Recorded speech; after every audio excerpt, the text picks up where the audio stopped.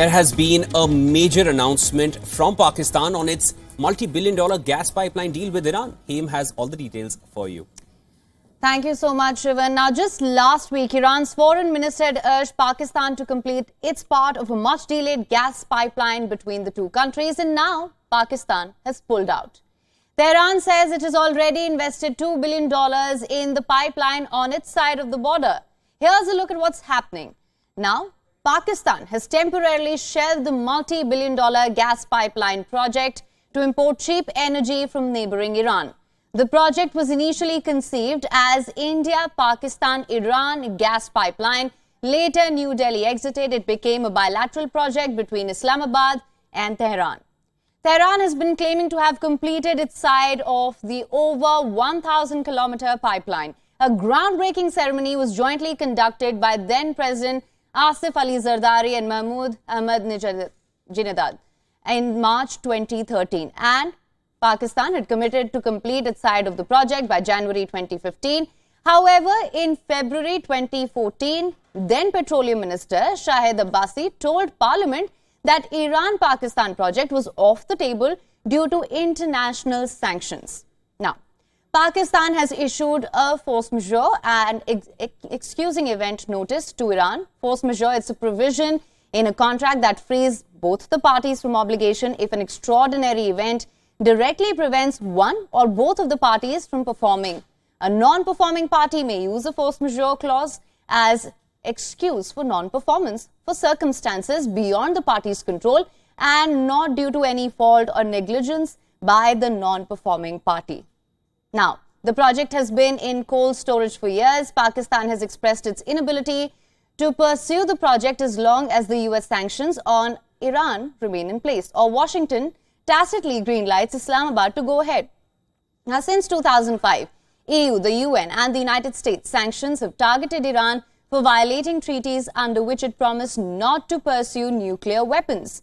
Iran has questioned Pakistan's force majeure notice. Will the matter now be settled through international arbitration? That remains to be seen. Also, for more on this, we're being joined by Colonel David B. DeRoche, Professor, Near East South Asia Center for Strategic Studies, National Defense University from Washington, D.C. Sir, thank you so much for joining us on the show. Thank you. Now, sir, my first question to you. Just last week, Iranian Foreign Minister visited Pakistan, underscoring the importance of this project. The deal would have helped Pakistan with energy at cheaper rates. So, what happened all of a sudden? Why has Pakistan backed out? And what sort of external pressures are being referred to here? Well, the external pressure is the U.S. and international sanctions on Iran. And they're not just for the nuclear program, they're also for human rights violations, they're for propagation of missiles and other things. So the United States basically, I think Pakistan last week thought that those sanctions would be waived. The United States has decided not to do that. And Pakistan has decided that they would much rather comply with the United States sanctions on Iran than receive cheap energy from Iran. So I don't think there's been a change. The Pakistanis may have thought there would have been a change, but there wasn't. Colonel David, now the report indicated that Pakistan will not proceed with the project as long as US sanctions on Iran exist. I mean, what you just mentioned about as well. Now, US is, of course, tightening the screws on Iran. Do you feel Pakistan is getting sandwiched and kind of squashed in the process here because Pakistan is in desperate need of energy at cheaper rates, which it would have got from this pipeline deal?